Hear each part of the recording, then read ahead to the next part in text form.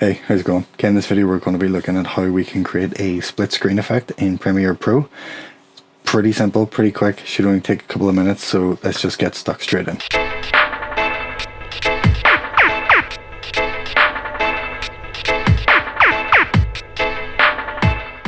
Okay, here we are in our timeline. We've got 3 clips stacked on top of each other. If we toggle these top 2 off, we can see the 3 different clips that we're working with. What we want to do is create 3 columns and have one of these clips playing in each of the columns as we go along. So the first thing we're going to do is click in here in the preview window, up to view, and before we do anything, if clear guides is active, hit clear guides, then view, show guides, and that'll toggle on show guides, so you'll see the tick there now, and then hit add guide. So we'll see here we can set a position using a percentage, or we can do it set by pixels. We can have it coming in from the left or the right. We can change the color of our grid, and we can have it for vertical or horizontal.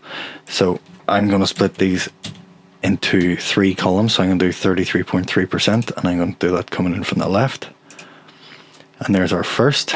So then if we go back up the view and add guides again, if we click on the right and change this value to 33.3, that will bring one in from the other side. Okay, so setting up the guides is one of the most fundamental parts of being able to get this effect to work properly, because it clearly shows then where we want each clip to be and where we want to make sure each clip, the action that we want shown, is actually keyframed and in that area that we want. So if we click here and select our top clip, I want this clip with the 4x4 over on the left hand side. So I'm going to go up to effects and I'm going to put in transform. Now because I've got that clip selected, I can just double click, or you can drag and drop the transform down like that onto it. If the clip is selected, double clicking is the quickest way to go. So I want this to be over on the left, and you can already see as I move this out of the way, we can see the image underneath. So that gives us a good idea of what's below. If that's too confusing, you can just toggle these off by using the eye here, and then we can only focus on the one we're using. So I know this clip of a 4x4 does not stay within the frame, so I'm going to click the stopwatch to create some keyframes just to make sure that we keep it in frame the whole time as we want it to be. So, and there it goes again, so just drag this forwards again, and then up until the last frame, and bring that across again. So if we just do a quick scrub, we'll see that the 4x4 stays in frame the whole time, and it only stays in this first column, which is where we want it. Getting our clip keyframed if we need to, but we can use the guides to make sure that we're actually locking the clip into the right area that we want it to be. So the next thing we need to do then is get rid of the excess of that clip that's kind of spilling out beyond to other frames. So if we go back up to our effects and we search for crop, we can double click that to apply that to our layer, scroll down to the crop. Now you can obviously crop from the left, top, right and bottom. We want the crop to come in from the right, so I'm going to increase this. Now I want to cover up 2/3, so I'm going to go for 66, but you can actually see it's quite maybe hard to see there. I'll zoom in a bit. We can see that that's actually gone over a tiny bit. So okay, sometimes you might just need to play about with that a tiny bit just to get that to be exactly where you want it, but we can see now that our first column is completely done and staying within the constraints that we want for that column. Okay, so that's the basics of what we need to do for this process, and we're just going to repeat it now for frame 2. We're not going to repeat it for the 3rd frame, because the 3rd frame will effectively be cropped out by clips 1 and 2 which are sitting on top of it, but we will look at that again whenever we get there. Okay, so select clip 2 and we're going to toggle it back on so we can see where it is. We're going to apply transform again to it, and if we go, we can just move this about. Now I only want the male driver, I only want the driver to be seen, so I will shimmy it across just so he's there. Now this clip doesn't have much movement, so yeah, we don't need to worry about doing any keyframes to make sure that stays in place, so we can just jump straight into adding the crop effect. We don't need to worry about cropping anything on the left hand side, because obviously our clip 1 is sitting on the top of that, so that's cropping that out.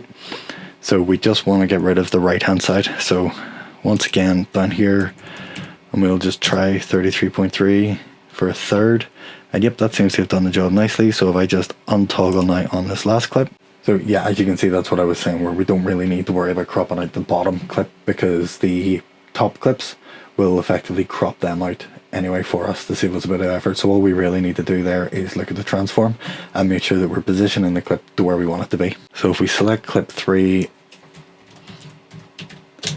go to transform, apply that to the clip, and just move it across a tiny bit, and then just check if we need to do any keyframing or anything on it, and I think that's fine the way it is. So if we just give this a little quick playback, we can see that yep, all 3 clips staying where we want them to stay, and everything looks good. So if we go up here to view and remove our guides, this just doesn't look that good. It's very kind of hard cut between the two. So we can add borders in to kind of soften these edges between. So another great thing about Premiere Pro is that we can just use rectangles and shapes to kind of drop things in, to kind of either use them as masks or use them as whatever we need to. In this case, we're going to just drop a couple of rectangles in and use that as borders between the clips. And really quick, really easy to do. Once we do one, we can just duplicate, and then we've got both of them done. Okay, so if we position our playhead at the start of our clip, we can close that down, and over here, or wherever your toolbar is, a lot of the times it's down in here, we can click on the rectangle tool, and actually this can be quite helpful to put the guides back on, because then you can see exactly where you want to, although you can see where they are anyway because there's a cut between the clips.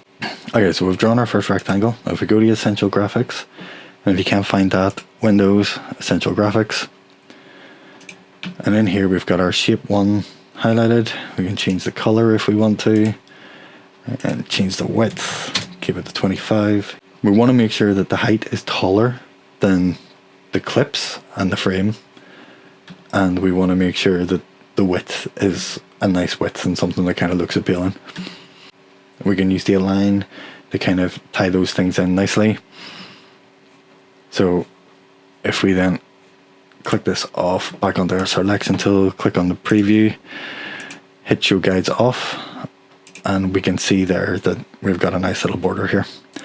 On the timeline, you'll notice that rectangles and similar to text and any kind of graphic layer defaults at 5 seconds. So just make sure you drag that out to cover the entire clip. So if we go back into our Essential Graphics and we've got shape 1, we can rename that. We'll call that border left. And if we right click on it and hit duplicate, and then click that new top one, change this to border right. And then all we need to do is just shimmy this across to cover up the cut on the other side, and just hit play, and we'll see we've now got a good solid border between each of our clips, kind of separating them so that we know which clip is which, and it just gives it all a little bit of a better feel. Okay, so what we're going to do is we're going to just look at a couple of other examples that I've put together, just so you can kind of see what other kind of possibilities are out there. But I'm sure if you've seen any videos anywhere, you'll have seen lots of different variations of these split screen kind of things, and as long as you're just doing horizontal and vertical lines, using crop is the best way and probably the quickest way to actually go about getting them into your project and looking smooth. So we can see here in the first one, what we've got is a third over here and then a 2/3 space which has been split 50-50. Here we do have a 50-50 split.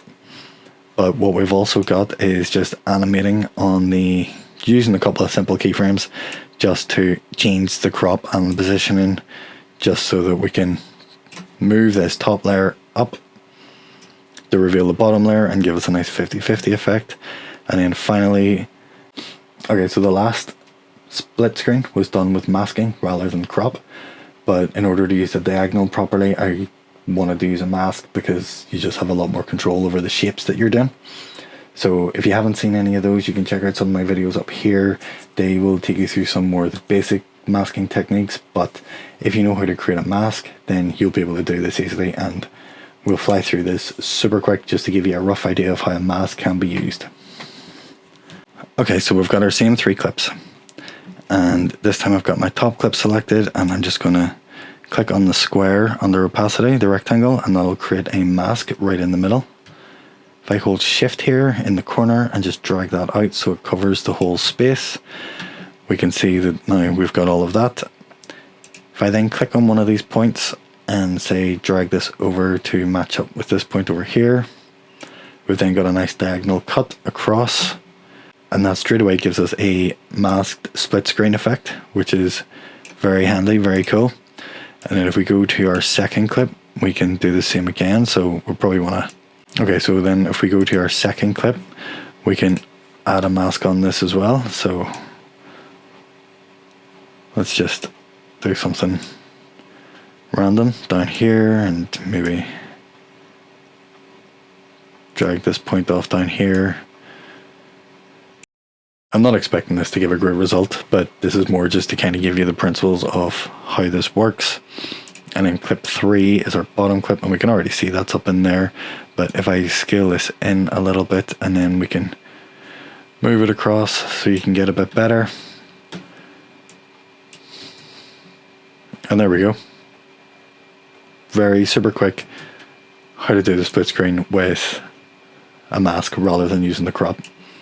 Okay, so in regards to the border, we can do a very similar thing and just create a rectangle in the middle. We can give it the same width, height, 25. I'm just going to blast that up to 4,000. Might not be enough. Let's go 5,000. And then use this little tool here to rotate it. I would hope it would be close to 30, but it probably isn't. Okay, then we can just use these to move it across to where we want it to be. We'll maybe just make it a little bit thicker. Alright, well, we've roughly got our... Okay, so that's our first one, and if we drag this across and just make sure that our graphic layer matches, what I'm going to do is I'm going to actually shift those two up a layer, and then position this scrubber back to the start and create another rectangle. And we'll do it the same as the other one. Can't remember what I actually set the other one as. We can rotate it just by using those 3 corners as well. Now we want to kind of line it up. Now the good thing about doing it on this separate layer, let's maybe just fire that up to 2,500. Bring it across a little bit and bring it down again now. If we bring this up, that's sitting on the top, but if we bring that layer in between these two, this other part of the rectangle is underneath this section here, so it won't actually be seen. And there we go. That's how you do a quick mask for the split screen effect. It's a little bit rough, but I wasn't planning to throw that in there, but I figured it'll only take a couple of minutes. Okay, so there you go, really simple. Main thing is get your guides set up at the start so you can see clearly where you want your clips to be positioned. Use transform to position your clips and keyframe them if necessary to make sure they stay within the defined areas that you want them. And then thirdly, crop out any excess parts of the clip that are seeping outside of your guideline. And that's it, job done. Alright, good work, and I'll catch you in the next one.